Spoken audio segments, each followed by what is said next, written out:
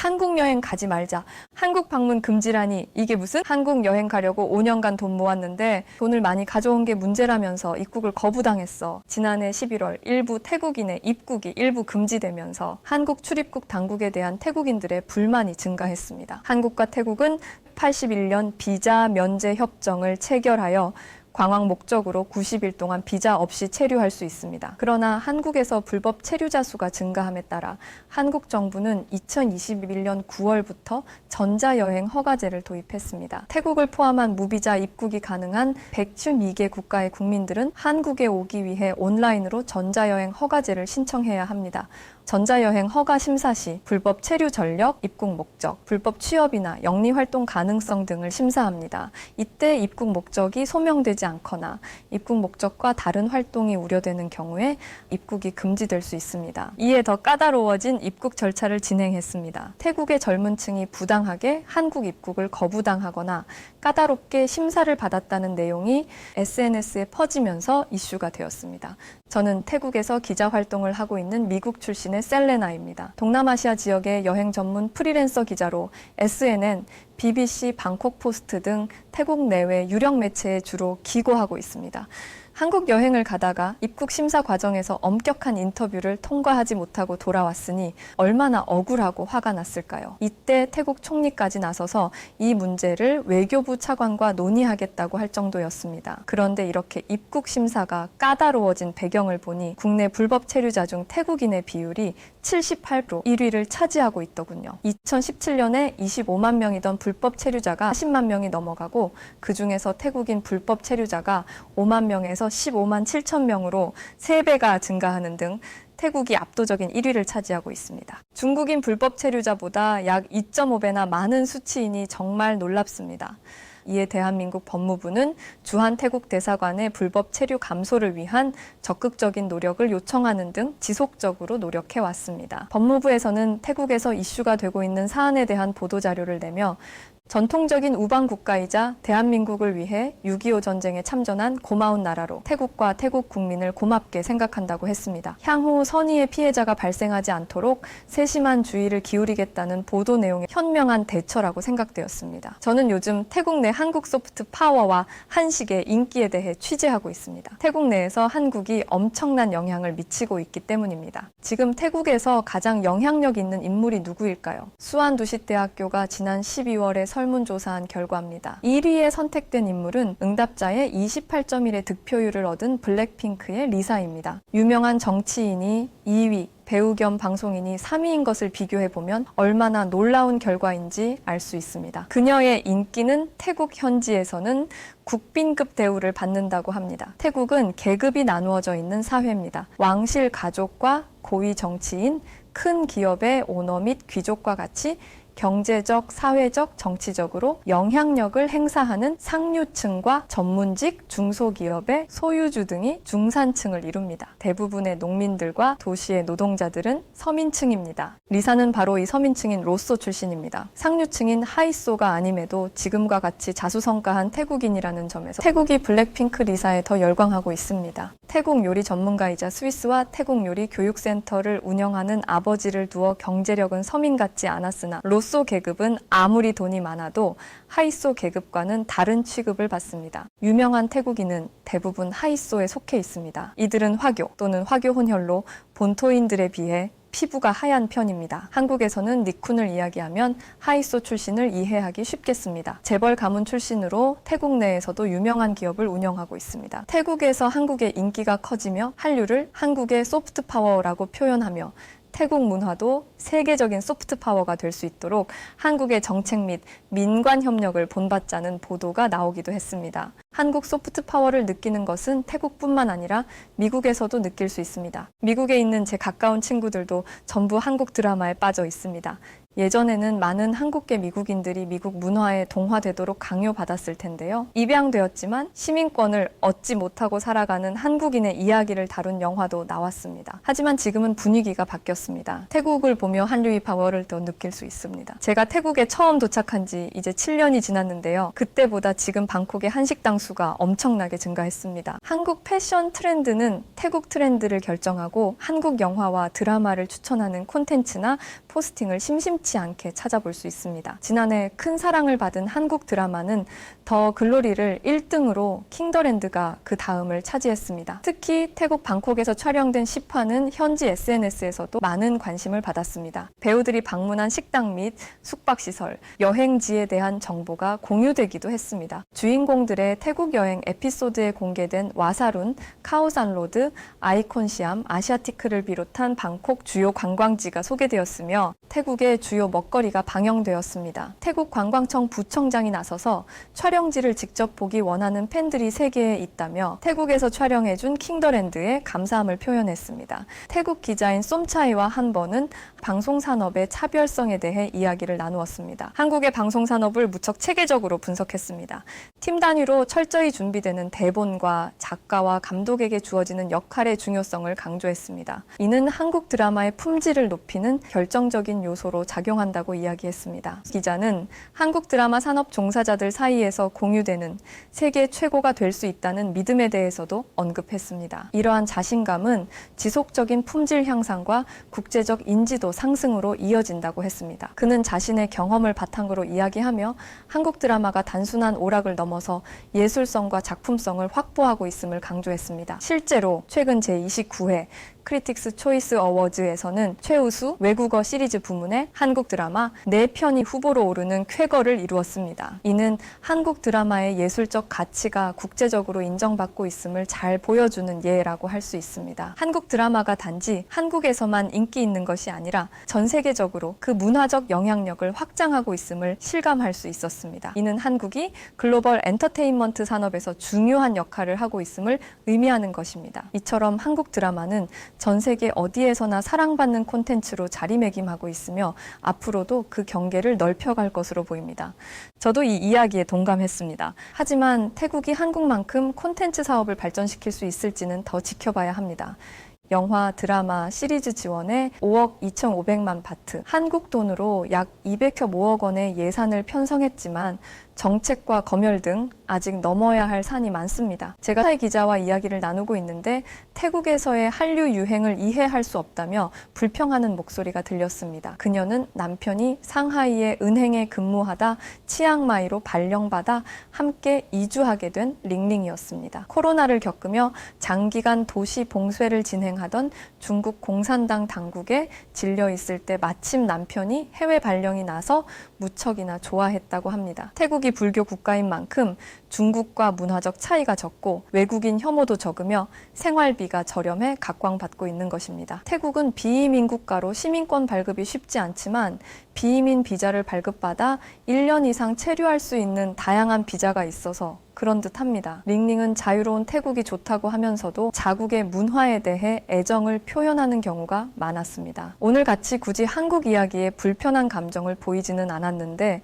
좀 의아했습니다. 링링은 태국 사람들이 자존심도 없냐며 입국할 때 그렇게 차별을 받고도 왜 한국을 가는지 모르겠다고 했습니다. 그 이야기를 들은 쏨차이는 기분이 나빠하며 전에 이슈가 있었지만 지금은 아닐 것이라며 한국 법무부에서까지 자료를 보도할 정도로 성의를 보였으니 우려할 만큼은 아니라고 했습니다. 그러자 링링은 깐죽거리며 지금도 달라진 것은 없을 것이라며 지금 한국에 가도 태국 사람이라면 입국 거부당할 것이라고 했습니다. 점점 분위기는 험악해져 갔고 쏨차이는 자리를 떴습니다. 그렇게 며칠 후 다시 만난 자리에서 쏨차이는 다음 주에 한국 출장을 가게 되었다고 했습니다. 제가 갑자기 어떻게 한국 출장을 가게 되었는지 묻자 한국 대 중국 축구 경기가 있어서 취재 가는 팀이 있는데 자신은 한국의 응원 문화와 관련된 특집 기사를 쓰게 되었다는 거예요. 제가 원래 예정에 있던 프로젝트인지 묻자 쏨차이는 링링이 한 이야기를 듣고 현실을 직접 보고 싶어서 한국의 문화 콘텐츠에 대한 취재 기획을 보고했고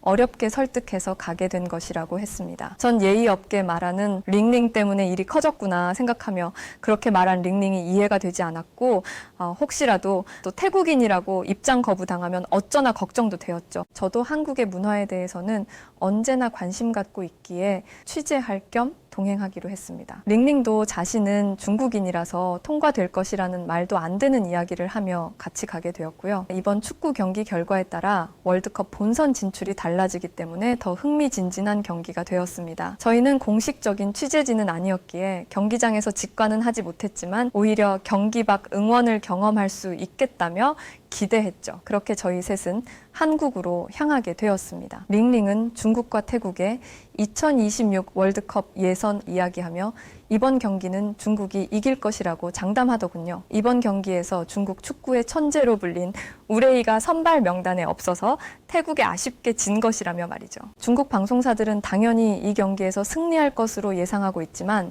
과거 중국이 홈에서 태국에 참패한 경험이 많습니다.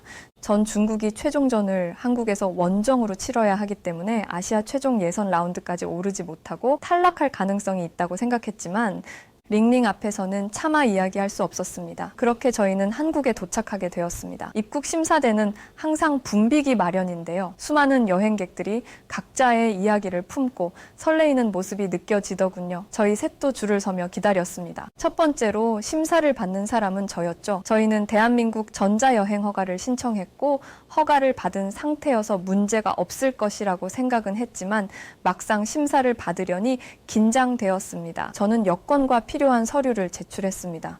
어서 오세요. 여행 목적으로 오셨나요? 입국 심사관이 물어보았습니다. 네, 서울에서 열리는 경기와 한국의 응원 문화를 취재하려고 합니다. 심사관은 서류를 꼼꼼히 확인하고 컴퓨터에 무언가를 입력한 후 환영합니다, 셀레나 씨. 즐거운 시간 되세요. 다음은 태국인 기자 쏨차이. 그는 긴장하면서도 밝은 미소를 띠고 있었습니다. 쏨차이는 여권을 내밀며 차례를 기다렸습니다. 안녕하세요. 여행 목적으로 오셨나요? 심사관이 물었습니다. 네, 맞아요. 여행도 하고 한국의 문화와 역사를 취재하려고 합니다. 상냥하게 대답했습니다. 심사관은 그의 서류를 검토한 후 환영합니다, 차이 씨. 좋은 취재 되세요. 마지막으로 중국인 기자 링링이 차례를 기다리고 있었습니다. 그녀는 약간 긴장한 표정으로 여권을 내밀었습니다. 여행 목적으로 오셨나요? 심사관이 질문했습니다. 네, 그렇습니다. 저는 중국에서 온 기자입니다. 링링이 조심스럽게 대답했습니다.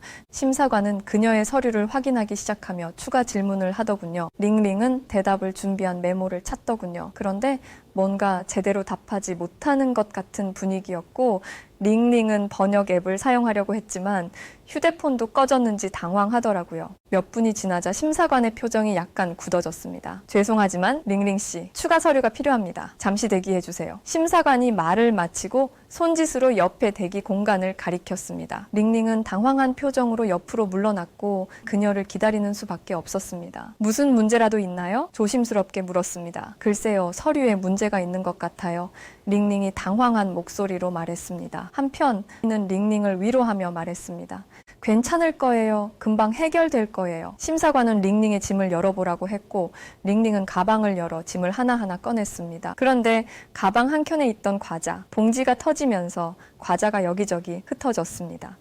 심사관도 저도 그 상황을 본 다른 사람들도 모두 웃음을 터뜨렸습니다. 결국 심사관도 웃으며 다시 정리하고 무사히 잘 다녀오세요 라고 말하며 링링을 통과시켜 주었습니다. 가방이 정말 이런 말까지 하면 그렇지만 쓰레기통을 연상시키더군요. 그렇게 출입국 심사대에서의 황당한 경험을 통해 링링은 여행을 할 때는 항상 모든 준비물을 철저히 챙겨야 한다는 것을 알게 되었길 바래요. 저희 셋은 무사히 한국에 입국할 수 있었고 여행을 시작하게 되었습니다. 쏨차이는 걱정했던 입국 거부는 없었다며 일부 사례가 좀 부풀려서 보도되는 것 같다고 했습니다. 그리고 한국 법무부에서 조치를 취한다고 한 이후의 변화라 약속을 잘 지키는 한국이라며 오히려 만족스러워했죠. 서울은 제가 사랑하는 도시 중에 하나인데요. 서울은 전통과 현대 문화가 건강하게 공존하는 도시이고 놀라운 젊은 에너지가 가득해서 많은 변화를 추구하죠. 올 때마다 달라져 있는 서울은 돌아다니기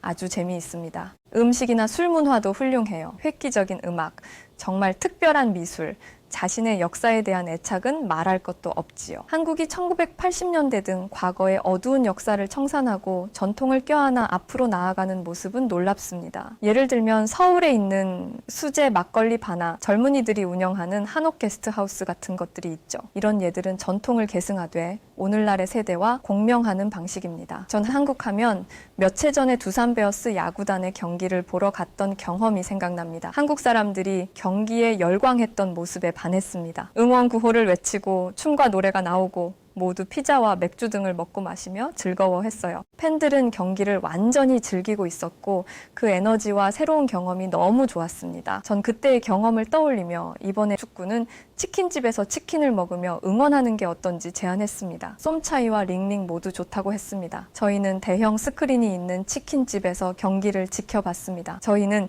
한국의 축구 응원 문화를 경험해보고 싶었거든요. 치킨과 맥주를 주문하고 자리를 잡자마자 경기가 시작되었습니다. 경기가 시작되자마자 치킨집은 열기로 가득 찼습니다. 사람들이 한국팀을 응원하며 노래를 부르고 응원 도구를 흔들며 환호성을 질렀습니다. 친구들은 처음 보는 광경에 눈이 휘둥그레졌습니다. 그들은 한국의 축구 응원 문화가 얼마나 열정적이고 단합된 모습인지 직접 체험하면서 큰 인상을 받았습니다. 경기는 한국의 승리로 끝났고 치킨집은 승리를 축하하는 사람들로 가득 찼습니다. 링링은 1점이면 아쉽게 진 것이라며 애써 위로하더군요. 경기력도 놀랍지만 경기장 밖에서도 이렇게 열정적으로 응원하는 축구 팬들이 있어 한국의 축구가 발전하는 것 같다고 했습니다. 외국인 친구들은 이 경험을 평생 잊지 못할 것 같다며 한국의 축구 응원 문화를 알게 되어 정말 기쁘다고 말했습니다. 저희는 다음 날은 삼겹살 집을 가게 되었습니다. 한국의 치킨만큼이나 삼겹살이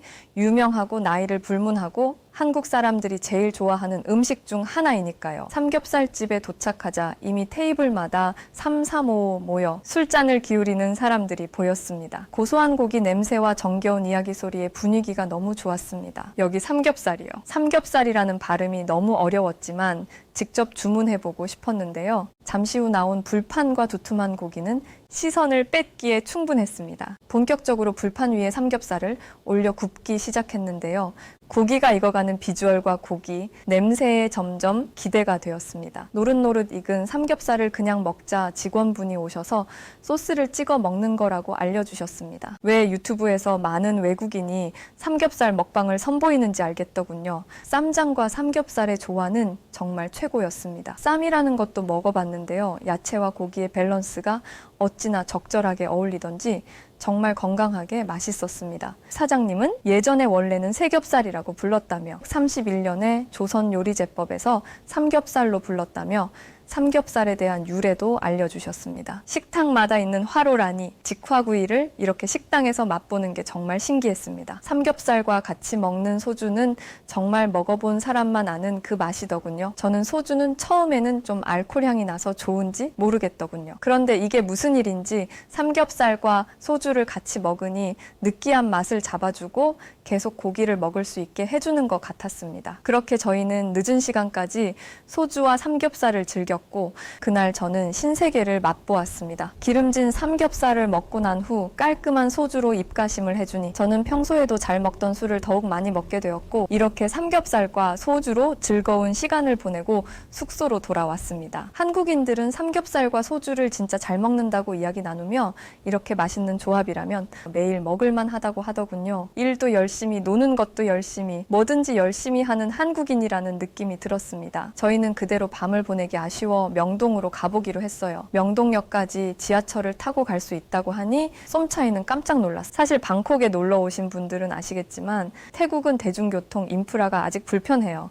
중간에 꼭 택시나 버스를 한번 갈아타야 해서 솔직히 관광객 입장에서는 꽤 불편하거든요. 게다가 방콕은 한번 길이 막히면 어마무시하게 막히는 탓에 거길 왔다 갔다 한다고 시간을 한참 잡아먹기도 해요. 그런데 서울은 어디든 지하철로 이동할 수 있으니 얼마나 편리해요. 이렇게 늦은 시간까지 지하철이 운행을 하다니 말이에요. 소문으로 듣기에도 굉장히 화려한 곳이라고 했는데 골목마다 늘어선 가게들과 수많은 사람들 그리고 관광객들로 거리가 북적북적했어요. 한참 골목을 구경하는데 갑자기 링링이 큰일 났다고 얘기했어요. 링링의 얼굴을 보니 매우 급한 일이 생긴 걸 알 수 있었습니다. 배에서 신호가 와서 화장실을 가야 할 것 같은데 어떻게 하면 좋냐고 얘기했죠. 주변 화장실이 유료일 텐데 자신은 지금 현금이 없다면서 말이에요. 보통 방콕에 현금만 받거든요. 저는 현금도 없는데 큰일이라며 호들갑을 떨고 있는데 갑자기 번뜩 머릿속을 스치는 장면이 있었습니다. 아까 역에 도착 후 출입구를 찾을 때 화장실 표시를 본 것 같았거든요. 돈을 내야 하는 건 일단 나중에 생각해보자며 역으로 불이 나게 이동했습니다. 다행히 지하철역에는 화장실이 있었는데 정말 깔끔하고 쾌적해서 놀랄 수밖에 없었죠. 이런 화장실이 사용료도 안 받는 공짜라니요. 게다가 휴지도 칸마다 넉넉하게 비치되어 있어 걱정할 게 하나도 없었어요. 링링은 한국 진짜 좋다며 공짜로 이렇게 깨끗한 화장실을 쓸 수 있다니 한국이 생각보다 잘 사는 것 같다고 이야기했습니다. 편안해진 저희는 다시 명동 거리를 구경하기 시작했습니다. 명동의 가게나 음식점을 다니면서 그 어떤 차별도 받지 못했으며 오히려 외국인인 저희가 한국어를 몇 마디 할 때면 한국말 잘한다며 웃어주셨습니다. 한국이 태국을 싫어한다고 이야기하는 건 정말 억측이었죠. 그렇게 한국에서의 시간이 빨리 지나 어느새 다시 태국으로 돌아가게 되었습니다. 출국할 때는 심사관의 대면 심사 대신 빠르고 편리하게 출입국 심사를 마칠 수 있는 시스템인 자동 출입국 심사를 이용하기로 했습니다. 혹시나 몰라 링링에게 이번에는 짐도 깔끔하게 정리하고 여권에도 지저분한 것이 묻히지 않도록 이야기했더니 무안해하며 알겠다고 했습니다. 자동 출입국 심사대 모니터의 설명대로 심사 절차를 따라 여권을 인식시키고 등록한 손가락을 지문 인식기에 올려놓았습니다. 그리고 안면 인식을 위해 카메라를 본 뒤 자동 문이 열렸고 그 게이트를 나갈 수 있었습니다. 이 과정을 모두 하는데 15초가 걸렸을까요? 짧은 시간 안에 출입국 심사가 모두 끝났습니다. 이 시스템을 구축한 나라가 전 세계적으로 몇 안 되는 것으로 알고 있습니다. 괜한 오해에서 시작된 한국에 대한 선입견이 이번 여행을 통해 깨졌고 오히려 한국을 더 좋아하게 되었다는 이야기를 들으며 같이 여행 오기 잘했다는 생각을 했습니다. 다음에 또 한국에 오게 되었으면 좋겠다며 웃었습니다. 오늘 이야기는 여기까지입니다.